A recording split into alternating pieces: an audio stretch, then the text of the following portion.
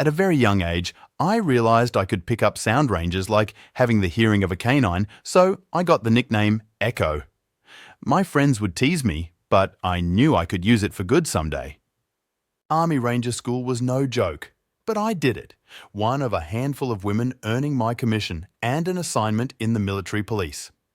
After several tours of duty and over 100 missions, I returned home and started the Echo LeBlanc Private Detective Agency. The transition from military to civilian life was tough, but starting my agency gave me a sense of purpose and control I craved. I may have left the Rangers, but my commitment to justice and protecting others remains as strong as ever. I pulled the mail from the box and went inside my office, tearing open the envelope. The invitation fell out at my feet. It was from him. I read it out loud to speak his name. Join Jackson Bayou Guidry for an evening of dinner, dancing and casino games. The 24-carat golden letters shimmered and glowed, looking expensive because it was. I dropped it like a hot potato onto my desktop and plopped in my chair, dreading it. I had to go. Everybody in town would be there, and I needed to stay relevant to keep working in this backwater bayou. The 24-carat golden letters shimmered and glowed, looking expensive because it was. I dropped it like a hot potato onto my desktop and plopped in my chair, dreading it. I had to go. Everybody in town would be there, and I needed to stay relevant to keep working in this backwater bayou. Our lives intertwined from childhood, like the mossy tendrils wrapping around the 300-year-old oaks.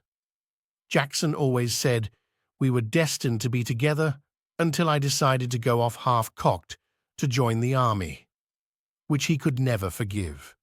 Despite the time and distance, my love for him remains true. 6 years away from home, 12 Oaks Plantation. In the distance, the melodic strains of La Vie en Rose wafted through the air, accompanied by the rhythmic clinking of glasses and murmurs of laughter. Each note resounded in vibration, evoking memories of joy and happiness that seemed to dance on the edge of my perception. Each note resounded in vibration, evoking memories of joy and happiness that seemed to dance on the edge of my perception. Standing on the lawn in front of the servants' entrance, I felt like I was hovering on the outskirts of society. The rumble of approaching vehicles shattered the pictures in my mind, their growl growing louder with each passing second. The sharp click of heels on the pavement echoed in the narrow alley behind me, signaling the approach of an unknown figure. The soft rustle of fabric and the faint jingle of keys hinted at the stranger's purpose as they furtively made their way through the shadows of dusk and oak trees. Who could it be? What were they up to? The questions swirled in my mind, fueling my curiosity. Overhead, a conversation drifted through the open window above, the words blending in a hushed symphony of secrets. The subtle creak of a floorboard betrayed the presence of an unseen companion, their breath held in anticipation as they strained to catch every whispered syllable. The woman's voice carried a deadly message and a Cajun accent. Be ready after dinner during his speech. Bayou won't be able to stop us when he's 6 feet under.